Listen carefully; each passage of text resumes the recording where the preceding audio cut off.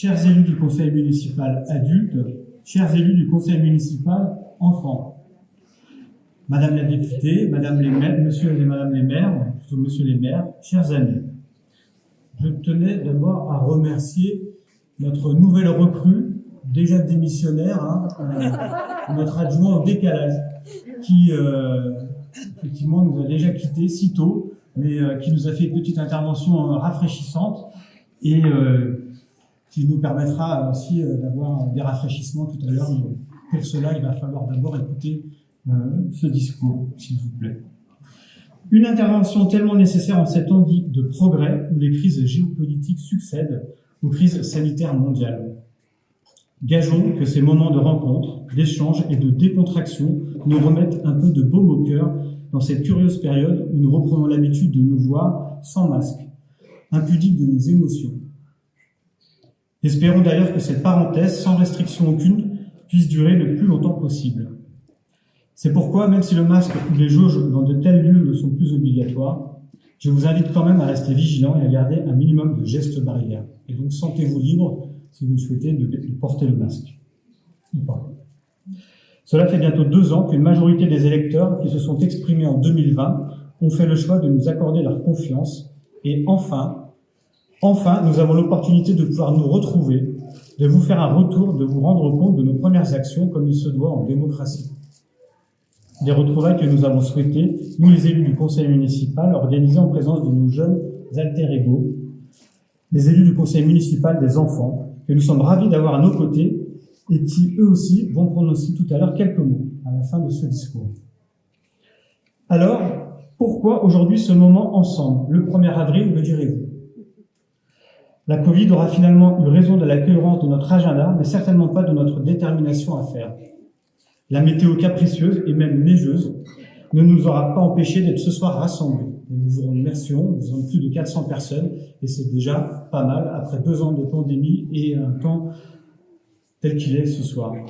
En plus de ces vœux décalés, je vous informe d'ailleurs que le repas de Noël des seniors, parce que tout est un peu décalé, aura lieu exceptionnellement le 17 mai prochain. C'est pas une blague, c'est sérieux, ce n'est pas un poisson d'avril. Et gageons que nous ne serons pas soumis d'ici là à une nouvelle vague de froid comme ce week-end. Enfin, et celles et ceux qui pourraient se sentir offensés par ce décalage en termes de tradition, je voulais rappeler le fait que jusqu'à la fin du Moyen-Âge, l'année commençait le jour de Pâques et que la date variait chaque année. Quel exercice complexe que de revenir vers vous après ces 2 premières années, si riches, si intenses, où tant de choses se sont passées. Il me faut faire court puisque le buffet nous attend et nous avons pourtant tellement de choses à nous raconter sur ce que nous, équipe municipale, portons également, mais sur ce que nous avons réalisé ensemble. Puisque durant ces presque 2 ans, vous avez été très actifs. Un mot peut-être avant de m'adonner à cet exercice démocratique pour évoquer ce qui se passe en ce moment en Europe. Un mot donc pour vous partager l'immense honneur que j'ai eu de vous représenter, vous, les habitantes et les habitants de Saint-Égrève, dont la générosité et l'esprit de solidarité a pu rayonner au-delà des frontières, des langues et des cultures. En effet, comme vous le savez peut-être, je me suis rendu dans notre ville jumelée Minsk-Mazowiecki, en Pologne, elle-même jumelée à la ville de Borodjanka, située à une vingtaine de minutes de Kiev, en Ukraine, pour m'assurer de la bonne transmission du camion rempli de 33 palettes, soit l'équivalent d'à peu près 80 mètres cubes, constitués de vos dons collectés par l'association familiale, le Secours populaire et les agents de la ville, que je salue toutes et tous chaleureusement. Sur la question de l'accueil, la ville a d'ores et déjà mis à disposition 2 lieux qui ont été meublés et équipés par des bénévoles et des agents de la ville. Les commerçants de proximité ont également souhaité témoigner leur solidarité en fournissant des matelas neufs pour ces familles ukrainiennes. Nous pouvons applaudir cet élan de solidarité de la part de toutes et celles et ceux qui se sont d'ores et déjà mobilisés et se mobiliseront encore dans les prochaines semaines. Bravo.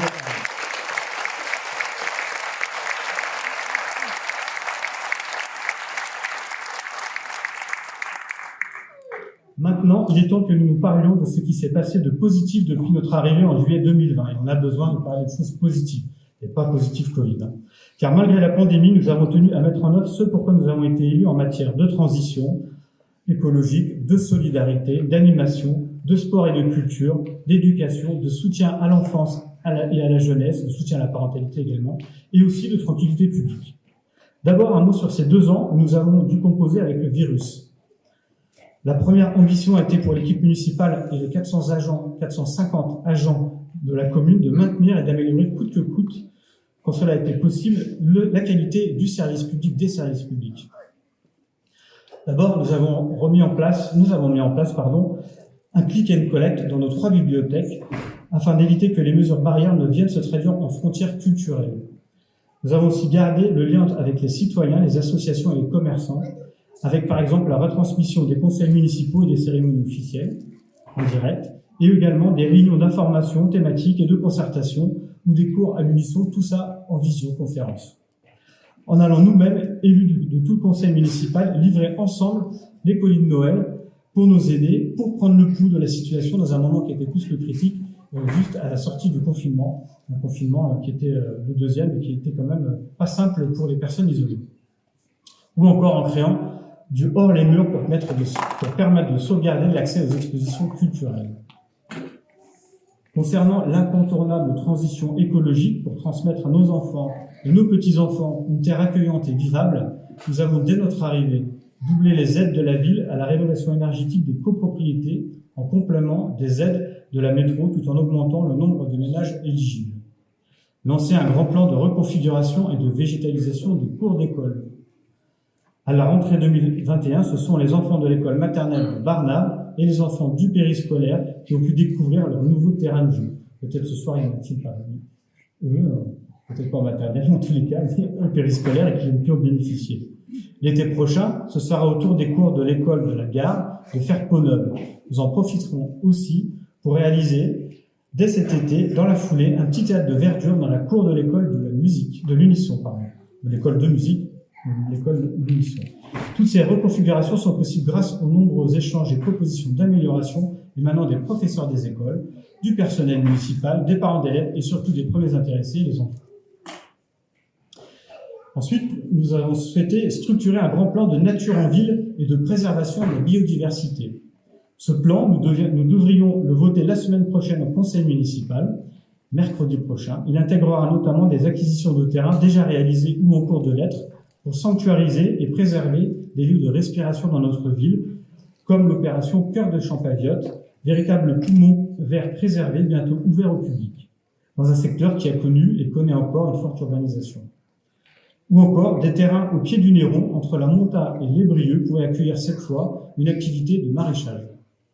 Ce sera le grand retour de l'agriculture à Saint-Égrève, qui était une terre nourricière dans les faubourgs de la ville-centre Grenoble. Ensuite, nous avons souhaité développer les énergies renouvelables partout où nous le pouvions. Et nous avons 2 nouvelles centrales photovoltaïques qui devraient voir le jour sur les toits du centre technique municipal et du gymnase Prédieu, puisque nous avons fait des études qui nous ont expliqué que c'était possible de le faire à ces endroits-là. Nous avons ensuite discuté avec la métropole, compétente en matière de voirie et de déplacement, pour que la future chrono-vélo, donc une sorte d'autoroute à vélo, qui doit passer normalement dans la zone d'activité, puisse être prolongée jusqu'à la rue de Rocheplaine et jusqu'à l'entreprise Télédine en haut de la zone d'activité Galamère. Pour notre équipe, il ne peut pas y avoir de transition écologique sans solidarité, sans transition sociale, et inversement. Et cette équipe, elle est composée de 27 élus qui sont ici présents, qui ont chacun aujourd'hui un petit badge. Vous avez peut-être pu le découvrir, et sur ce badge, il y a marqué leur délégation. Donc je vous invite après à aller vers eux, comme eux, je les invite aussi à aller vers les habitantes et les habitants pour discuter si vous avez envie de parler de thématiques. On a aussi également les 6 élus du conseil municipal de l'opposition, et donc je les remercie aussi d'être à nos côtés. Vous pouvez aussi, ils ont un badge, discuter avec eux également. Maintenant, je vais laisser la parole à la première adjointe Françoise Charavin qui va vous parler d'un grand sujet qui nous concerne tous, c'est celui de la santé, de l'offre de soins à Saint-Égrève et aussi des solidarités. Et je terminerai après ce discours. Françoise, je te laisse la parole. Bonsoir à toutes et à tous. Oui, donc le maire l'a dit, les solidarités font partie de nos priorités. Je vais commencer par la question de la santé. Je suis première adjointe en charge de la santé. C'était un choix de dire que l'on crée dans notre équipe municipale une délégation à la santé. Nous le savons tous, le départ à la retraite des médecins de Saint-Égrève n'a pas été anticipé Et en même temps, il faut le reconnaître, normalement, la santé est une compétence de l'État, ce n'est pas une compétence communale. Mais au regard de cette absence d'offre de soins sur notre commune, nous ne pouvions pas rester les bras croisés. C'est pourquoi nous avons lancé dès le début du mandat et en partenariat avec les professionnels de santé de la commune, une démarche visant à construire une politique de santé dynamique et en lien avec les besoins des habitants. Une étape importante de cette démarche consiste à pallier à la difficulté que rencontrent nombre d'entre vous pour trouver un médecin traitant. Il y a quelques années, le terme de désert médical s'appliquait aux zones rurales. C'est plus le cas aujourd'hui. Et nous payons fort cher, comme beaucoup d'autres communes, des années de numerus clausus à l'entrée des études de médecine. Pour attirer de nouveaux médecins sur la commune, nous avons pris des contacts répétés avec de jeunes médecins et aidé ainsi une médecin généraliste partie à retraite en juillet 2021, le docteur Chantal Autain, à trouver sa remplaçante. Nous avons pu faire la mise en lien. Nous avons lancé le dossier de création d'un centre de santé pluridisciplinaire de 600 mètres carrés qui sera livré à l'horizon de 2025 ce sera un centre qui sera construit au rez-de-chaussée d'un bâtiment neuf. Il accueillera des médecins généralistes et des spécialistes. Et parce qu'il n'était pas question pour nous d'attendre cette date de 2025, ni pour les habitants qui n'ont pas de médecin traitant, nous avons tout mis en œuvre pour avoir, d'ici la fin de l'année, de nouveaux médecins. Avec notre partenaire, qui va être le futur gestionnaire du centre de santé, nous sommes en bonne voie, et nous y croyons, pour recruter 2 médecins salariés pour la rentrée prochaine. Nous les connaissons, nous les avons identifiés, il faut maintenant que tout ça soit finalisé avec eux. Ils exerceront dans des locaux d'un ancien cabinet médical que nous avons pris en location et que la ville mettra gratuitement à disposition. Et par ailleurs, vous avez dû le voir en passant vers les Charmettes, les travaux d'extension de la maison médicale avancent. Ces travaux vont permettre à la maison médicale d'accueillir 2 nouveaux médecins à l'automne également. Et nous avons aidé à l'avancement de ce dossier. D'autres démarches sont toujours en cours dans le domaine de la santé, notamment des relations très régulières de la ville avec l'ensemble des professionnels de santé et l'agence régionale de santé, qui permettent de mieux identifier et de prendre en compte les besoins des habitants et les difficultés dans l'accès aux soins et qui donneront lieu à l'élaboration d'un contrat local de santé. Et un événement spécifique dédié à la santé et au bien-être qui aura lieu en septembre, pas bien loin de la mairie, mais pour l'instant, je ne vous en dis pas plus, ce sera une petite surprise. Par ailleurs, beaucoup d'actions sont conduites en termes de solidarité à destination de publics qui sont temporairement ou durablement fragilisés. Parmi ces mesures, on peut citer le lancement dès le début du mandat de l'analyse des besoins sociaux, qui constitue le guide de notre politique sociale pour les prochaines années, des ateliers mixtes aidés, associés à des jeunes en service civique volontaire qui font leur service civique volontaire à la ville. Et l'objectif de ces ateliers, c'est de soulager les aidants dans leur engagement auprès de leurs proches en difficulté. Nous avons revu la grille de quotient familial pour l'attribution des aides facultatives pour les adapter aux besoins des habitants les plus précaires. Vous avez dû le remarquer, nous avons recours à un bus itinérant. Vous avez pu le rencontrer soit sur le marché de fiancés, soit devant la Maison des Solidarités et des Familles, qui a pour but de donner des informations, de faciliter l'accès aux droits de chacun. C'est un outil que l'on a voulu de proximité pour lutter contre nos non-recours. Et enfin, parmi les exemples que je cite, nous avons augmenté de façon conséquente le nombre d'heures du point écoute communal parce que la crise Covid n'a pas été sans laisser de traces, sans laisser de nombreuses personnes en difficulté. Et ce point écoute permet à ceux qui en ressentent le besoin d'être reçus par une psychologue.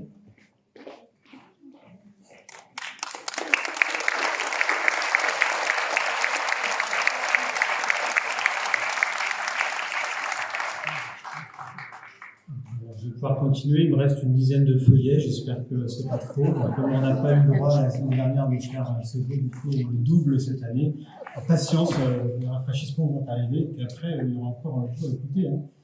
On va vous écouter. Donc après ces 2 années de pandémie, forcément, nous nous sommes posé la question de la manière dont nous pouvions renouer les liens entre les habitants. Et on a eu à cœur à chaque fois que l'on pouvait de maintenir tous les événements qui étaient possiblement maintenables entre guillemets. C'est pourquoi, par exemple, il a fallu quand même annuler le 14 juillet 2020, hein, ça n'avait pas été possible. C'était la première décision d'ailleurs que j'ai prise en tant que maire, une semaine après être installé par le conseil municipal. La première décision, on m'a demandé est-ce qu'on annule ou pas le feu du 14 juillet. Je peux vous dire que quand vous êtes candidat, que vous souhaitez devenir le maire avec une équipe, c'est pas le genre de décision que vous avez envie de prendre. Mais ça a été cette décision, il a fallu du coup l'annuler, mais on avait décidé du coup de le reporter en septembre avec la fête des associations, puisqu'il y avait de nouveau une fenêtre.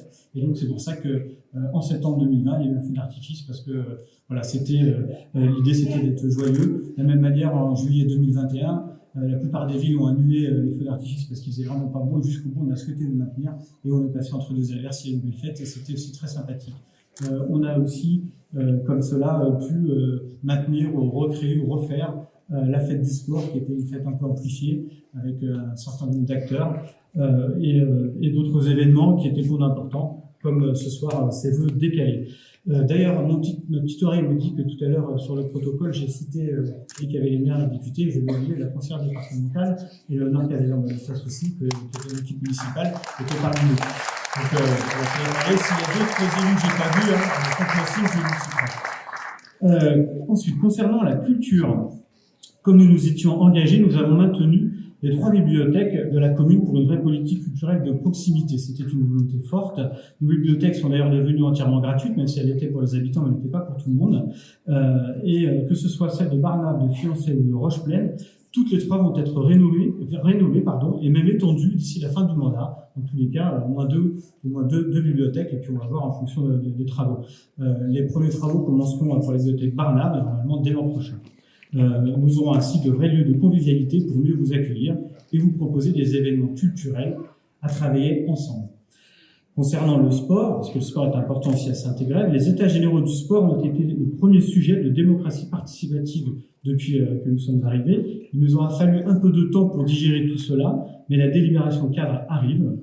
Elle viendra accompagner les appels à projets et la réouverture du terrain de beach volley de l'ancienne piscine de Maille, au moins en projet transitoire pour pas que ça se dégrade et puis pour permettre d'avoir des loisirs un peu pour toutes et tous. Ainsi que la rénovation des bâtiments que nous avons achevés cette année. Là, il s'agit des bâtiments de la tribune Balestas et du gymnase Prédieu qui sont terminés. Pour rappel, les états généraux du sport constituent un point de départ de la politique que nous souhaitons mener en la matière. Ils se prolongeront ensuite tout au long du mandat au moyen des assises du sport. Vous en entendrez de nouveau parler. En matière de politique petite enfance, jeunesse et de soutien à la parentalité, nous avons, je retourne la feuille, nous avons créé un nouveau conseil municipal des enfants. Voilà. Vous allez bien? Ça va toujours? Élaborer notre plan jeunesse avec une délibération aussi cadre plan jeunesse pour être en soutien en fait à cette nouvelle génération montante. C'est important de soutenir nos enfants, nos petits-enfants et nos jeunes de manière générale. Pour ce faire, nous avons souhaité prendre notre part et augmenter le nombre d'alternants et de stagiaires accueillis directement à la ville de Saint-Égrève, proposer des missions pour des jeunes en service civique, ça a été dit tout à l'heure, accroître et diversifier les chantiers éducatifs, c'est nécessaire, ou encore augmenter les aides au permis et au BAFA, intégrant aussi la réalité du quotient familial. On a aussi souhaité multiplier les séjours de vacances, même si on a été un peu arrêté aussi par le Covid. Et comme j'étais en Pologne il y a 10 jours à peu près, normalement on devrait aussi avoir comme projet de pouvoir envoyer des jeunes Saint-Égrèvois en service solidaire international dans la ville amie pour s'occuper à la fois des équipements là-bas, mais aussi de la situation avec les réfugiés ukrainiens qui sont extrêmement nombreux en Pologne et dans le cadre de politique de jumelage.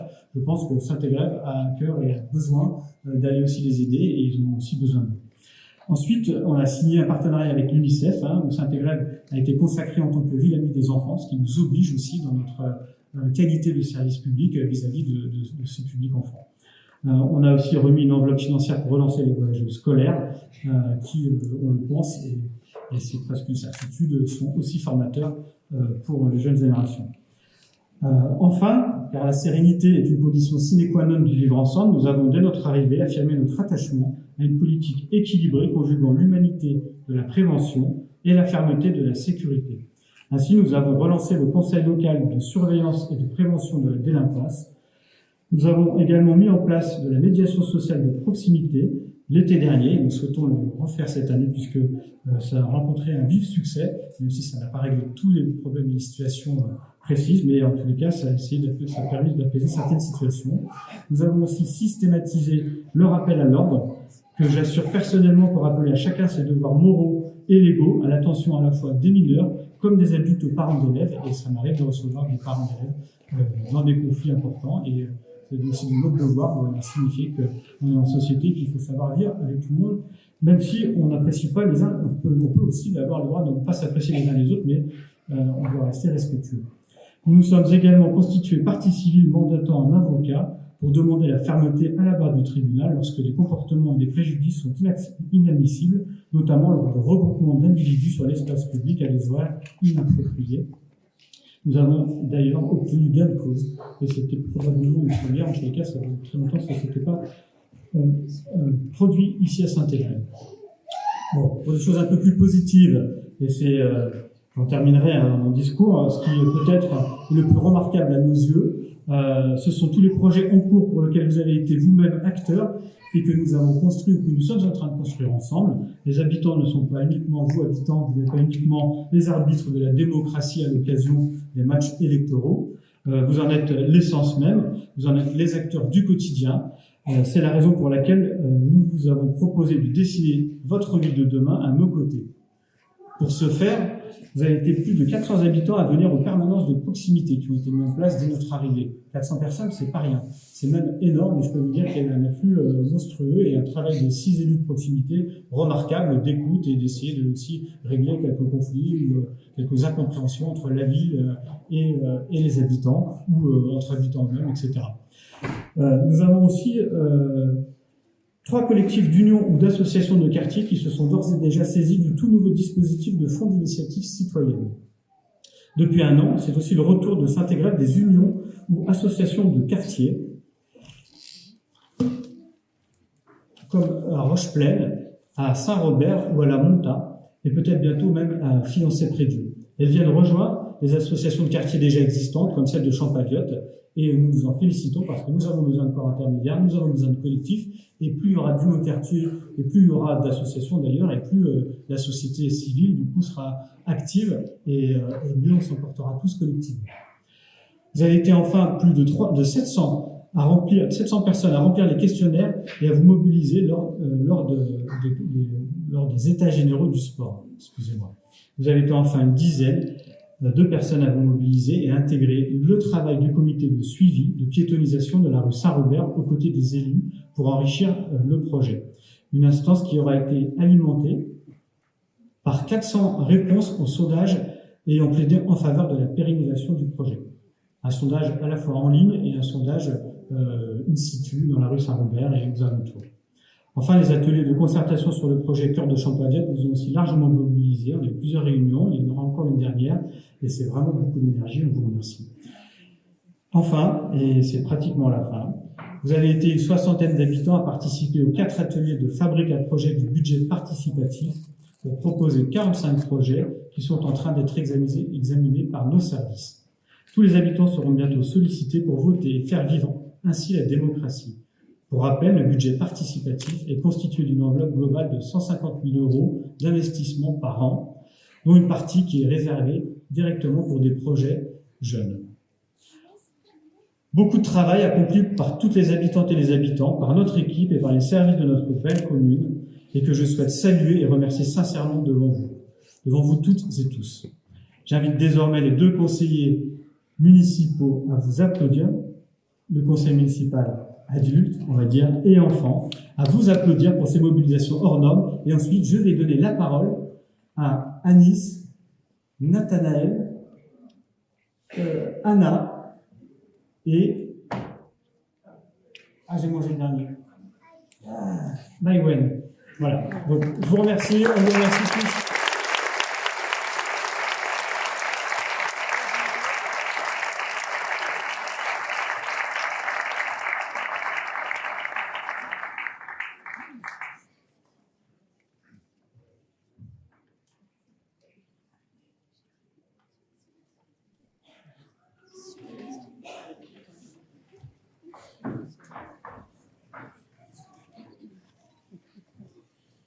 Bonsoir, mesdames, messieurs. Je m'appelle Tchendana et je suis élève dans la classe de CE2-CM1 à l'école élémentaire de Roche-Plaine. Tout d'abord, j'aimerais remercier à Monsieur le maire et à toute son équipe pour l'organisation de cette soirée. Je voulais faire partie du conseil municipal des enfants parce que c'est une belle opportunité de mieux connaître tous les services de la ville de Saint-Égrève et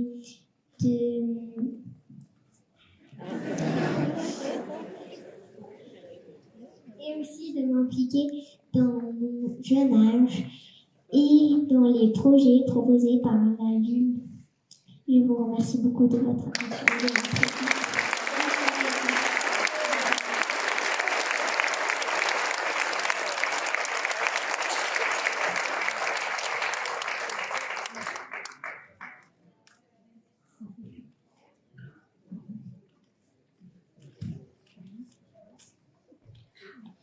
Bonjour à tous. J'ai voulu venir au CME parce que j'ai vu dans un parc un jeu pour handicapés. Cela m'a touchée. Quand la maîtresse nous a parlé du CME, je me suis précipitée et j'ai dit à mes parents, je veux aller au CME. Ce que j'aimerais faire, c'est de pouvoir aider les enfants handicapés et que l'on puisse vivre bien tous ensemble à Saint-Égrève. Je voulais découvrir aussi le fonctionnement de la mairie. Merci à tous d'être venus nous écouter. Maïwen Gomarié.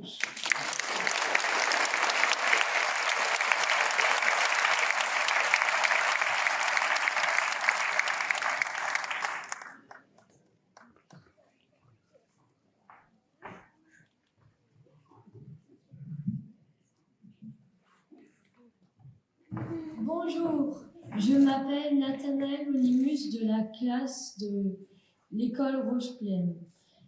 Et j'ai voulu participer au CME par curiosité et dans l'espoir de vivre une grande et belle aventure.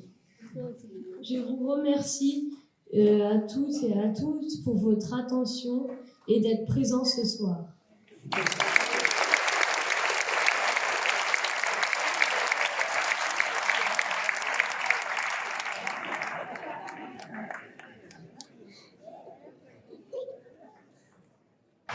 Bonjour à tous, je m'appelle Anis Ben-Mohamed.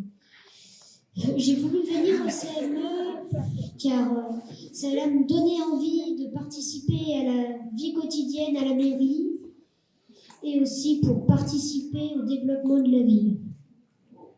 Alors je suis content qu'on soit tous réunis ici ce soir et je vous souhaite à tous une bonne année, décalée évidemment. Anis.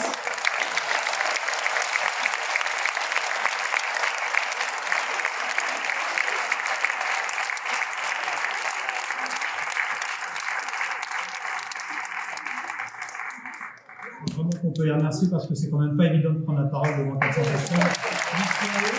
On a fait une classe éditée et décembre. Et merci d'avoir été présent, nous avoir écouté, c'était un peu long. Mais maintenant, on va pouvoir se restaurer et boire un petit verre ensemble. Attention.